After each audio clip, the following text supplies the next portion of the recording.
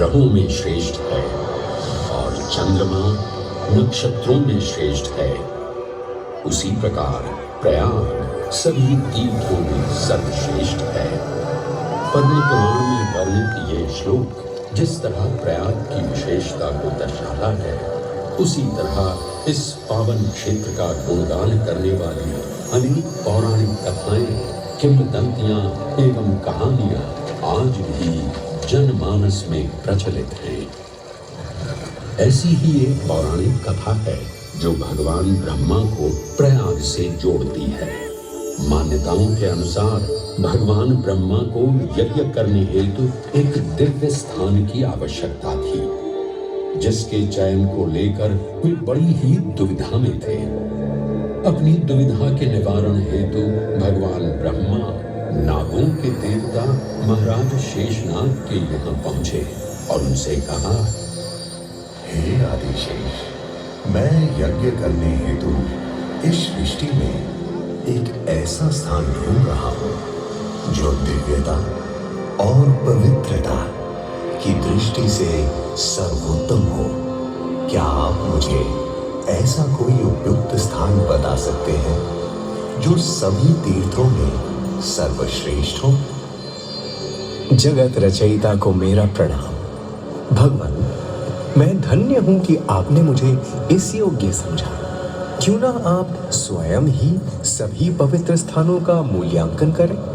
ऐसा कीजिए, आप तुला के एक पलड़े पर सप्तपुरियों को रखिए और दूसरे पलड़े पर भगवान विष्णु के स्थायी निवास प्रयाग को रखिए, जिसका भार सबसे अधिक आए। मेरे विचार में वही सर्वश्रेष्ठ तीर्थ होगा। इस मूल्यांकन के परिणाम स्वरूप प्रयाग का पलड़ा ही भारी रहा। इस तरह प्रयाग की प्रधानता सिद्ध हुई और तभी से इसे तीर्थों का राजा कहा जाने लगा। आज भी ऐसी मान्यता है कि भगवान ब्रह्मा ने गंगा नदी के पश्चिमी तट पर 10 अश्वमेध यज्ञ संपन्न किए थे। आज उस स्थान को हम दशाश्वमेध घाट के नाम से जानते हैं। भगवान ब्रह्मा के अलावा इंद्रदेव, वरुण देव एवं सोमदेव ने भी प्रयाग क्षेत्र में ही भगवान विष्णु की आराधना करने हेतु यज्ञ किए थे, जिससे उन्हें भी श्री हरि का आशीर्वाद प्राप्त हुआ। प्रयाग शब्द में प्र का अर्थ है प्रकृष्ट और याग का अर्थ होता है यज्ञ। इसीलिए इन दो शब्दों से बना प्रयाग सबसे पवित्र स्थान माना जाता है। प्रयाग ही संसार में एकमात्र ऐसा पावन क्षेत्र है जहाँ 3 पवित्र नदियों का संगम होता है। इस संगम का भी एक अनूठा महत्व है।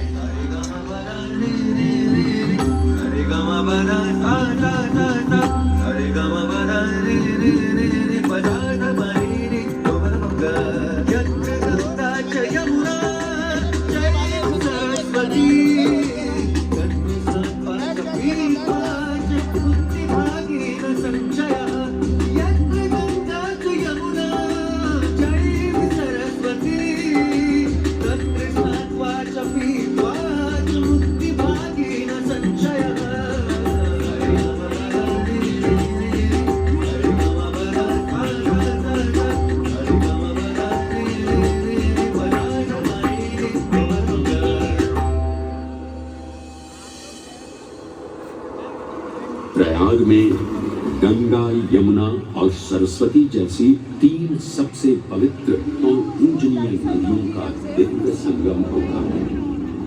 इन नदियों के संगम में स्नान करने एवं संगम का जल ग्रहण करने से मनुष्य मुक्ति का अधिकारी बन जाता है और इसमें किंचित भी संदेह नहीं है। ब्रह्म पुराण में ब्रह्मा जी भी कहते हैं कि प्रयाग में सरस्वती जी अदृश्य रूप में आकर गंगा जी से मिलती हैं। इसलिए इस क्षेत्र को सरस्वती तीर्थ संगम भी कहा गया है। सरस्वती नदी के अदृश्य रूप से मिलने के पीछे भी एक पौराणिक कथा सुनने को मिलती है। ऐसा माना जाता है कि बद्रीनाथ क्षेत्र की गुफाओं में जब वेद व्यास जी भगवान गणेश को महाभारत की कथा सुना रहे थे, तब उस क्षण सरस्वती जी हिम शिखरों से टकराते हुए अपना मार्ग बनाती हुई बड़ी ही तीव्र गति से बह रही थी। सरस्वती नदी के इस तेज बहाव से उत्पन्न होने वाली तेज ध्वनि वेद व्यास जी का ध्यान भंग कर रही थी। इसलिए महर्षि वेद व्यास जी ने सरस्वती जी से वेद ध्वनि को कम करने का आग्रह किया, परंतु उनके अनुरोध उपरांत भी जब सरस्वती नदी के वेग एवं ध्वनि में कोई कमी नहीं हुई, तो उन्होंने क्रोधित होकर सरस्वती जी को श्राप दे दिया और कहा कि वे अब धरती के भीतर यानी कि पाताल लोक में प्रवाहित होंगी। तब से ये माना जाता है कि हिम शिखरों से उद्गमित हुई सरस्वती नदी उत्तराखंड के माना गांव से आगे अपने अदृश्य रूप में प्रवाहित होती है। आगे चलकर यही अदृश्य रूपी मां सरस्वती प्रयागराज में गंगा एवं यमुना नदी से मिलकर त्रिवेणी संगम को पूर्ण करती है। ये प्रयाग नगरी पवित्रता का उद्गम है, जिसके अंश हमें वेदों एवं पुराणों में भी मिलते हैं, जिनमें वर्णित है सुरों असुरों द्वारा हुआ समुद्र मंथन। अमृत प्राप्ति के लिए सुरों और असुरों ने एकजुट होकर क्षीर सागर का मंथन किया, जिसके संदर्भ में पुराणों में विभिन्न विभिन्न कथाएं देखने को मिलती हैं। उन्हीं कथाओं में एक कथा महर्षि दुर्वासा और इंद्रदेव से संबंधित है। इस कथा के अनुसार ऋषि दुर्वासा ने इंद्रदेव से प्रसन्न हो उन्हें पारिजात पुष्पों की एक दिव्य माला भेंट की, जिसे इंद्रदेव ने साधारण पुष्पों की माला समझ स्वयं धारण न कर उसे अपने वाहक गजराज ऐरावत के मस्तक पर रख दिया। पल भर में गजराज ने वो माला धरा पर गिरा उसे अपने पैरों तले रौंद दिया। ऋषि दुर्वासा से ये अपमान सहन न हुआ और उसी क्षण क्रोधित हो उन्होंने इंद्रदेव को श्राप दे दिया। हे अहंकारी इंद्र, तेरा इतना दुस्साहस कि तूने मेरा अपमान किया। जिस वैभव एवं शौर्य पर तू इतरा रहा है, क्षण भर में ही तेरा ये वैभव, प्रतिष्ठा, शक्तियां सब नष्ट हो जाएंगी। अत्रि पुत्र दुर्वासा समस्त देवगणों को श्रीहीन होने का श्राप देता हूं।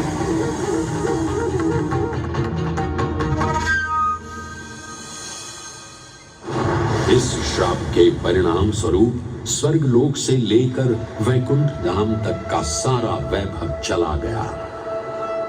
जहां स्वर्गलोक में सभी देवता अपना वैभव एवं शक्तियां खो चुके थे, वहीं वैकुंठ धाम में मां लक्ष्मी भी क्षीर सागर की गहराइयों में चली गई।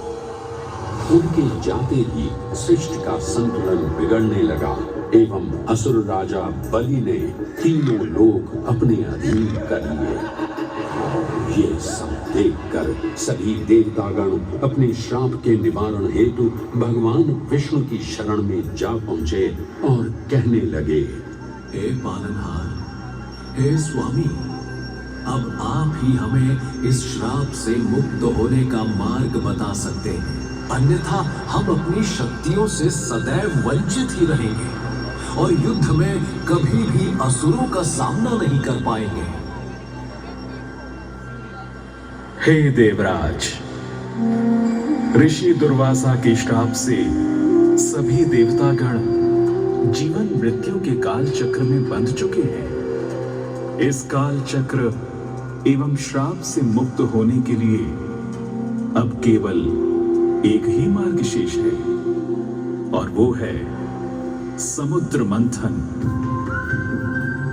इस समुद्र मंथन से निकलने वाले रत्न ही आपके खोए हुए यश, वैभव और कीर्ति को पुनः स्थापित करेंगे। परंतु आपको इस मंथन के लिए असुरों के बल की भी आवश्यकता होगी, क्योंकि उनके बिना यह समुद्र मंथन संभव नहीं है। जैसी आपकी आज्ञा प्रभु। हम असुरों के साथ समुद्र मंथन करने के लिए तैयार हैं। देवताओं और असुरों ने एक मत होकर क्षीर सागर का मंथन करना स्वीकार किया। जहां मंदार पर्वत मंथनी के रूप में आए तो वहीं वासुकी नाग को नेति की भूमिका मिली। भगवान विष्णु ने स्वयं कुर्म अवतार धारण कर मंदार पर्वत को उसका आधार प्रदान किया। क्षीर सागर को मथना शुरू किया गया और 14 रत्नों में सबसे पहले हलाहल विष उत्पन्न हुआ। उस विष के प्रभाव को कोई भी देवता या असुर सहन करने में समर्थ नहीं थे। इस कालकूट विष से सृष्टि का विनाश हो सकता था। इसीलिए इस आपदा से बचाने स्वयं देवों के देव महादेव प्रकट हुए और उन्होंने इस विष का पान किया। ये सब देख मां पार्वती ने विष को भगवान शिव के कंठ तक ही रोक दिया। इस कालकूट विष के प्रभाव से महादेव का कंठ नीला पड़ गया और तभी से उन्हें नीलकंठ के नाम से भी जाना जाने लगा।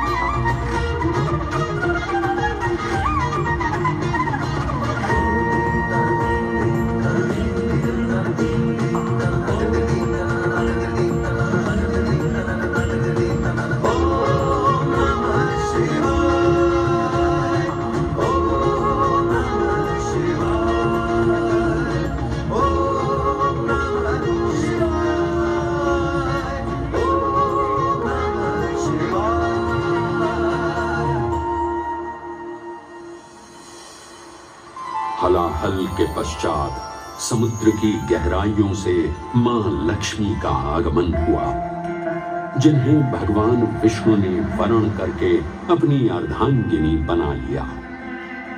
इसके पश्चात समुद्र मंथन से एक एक कर कामधेनु गाय, पारिजात वृक्ष, चंद्र, कल्प वृक्ष, अपार सुंदर अप्सराएं, गंधर्व, शंख, उच्चैश्रवा, वारुण एवं कौस्तुभ मणि जैसे अनेक रत्न उत्पन्न हुए। लेकिन सभी को जिस रत्न की सबसे अधिक प्रतीक्षा थी, उस रत्न का निकलना अभी बाकी था। अंततः आयुर्वेद के देव धन्वंतरी अपने हाथ में अमृत कुंभ लिए प्रकट हुए।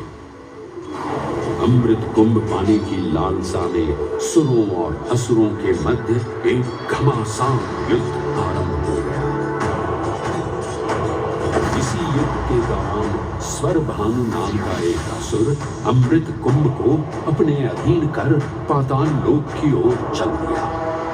तब अमृत कलश को वापस पाने हेतु देवतागण अपने आराध्य भगवान विष्णु का स्मरण करने लगे। तदोपरांत भगवान विष्णु एक सुंदर अप्सरा मोहिनी का रूप धारण कर पाताल लोक पहुंचे, जिसे देख सभी असुर सम्मोहित होने लगे।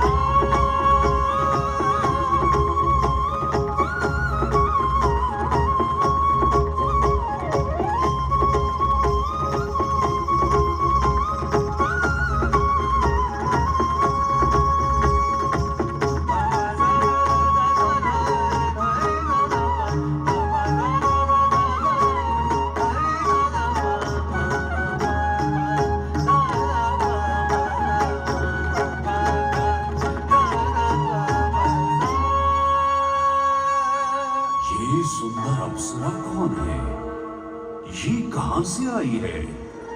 इसने तो मेरा मन ही मोह लिया। इसे तो मैं ही लेकर रहूंगा। इस सुंदर अप्सरा ने तो हम सबको सम्मोहित कर लिया है। हे सुंदरी, तुम कौन हो और यहाँ क्यों आई हो? हे असुरराज, मैं मोहिनी हूँ और आप ये समझ लीजिए कि मैं आप ही की सहायता हेतु यहाँ पर आई हूँ।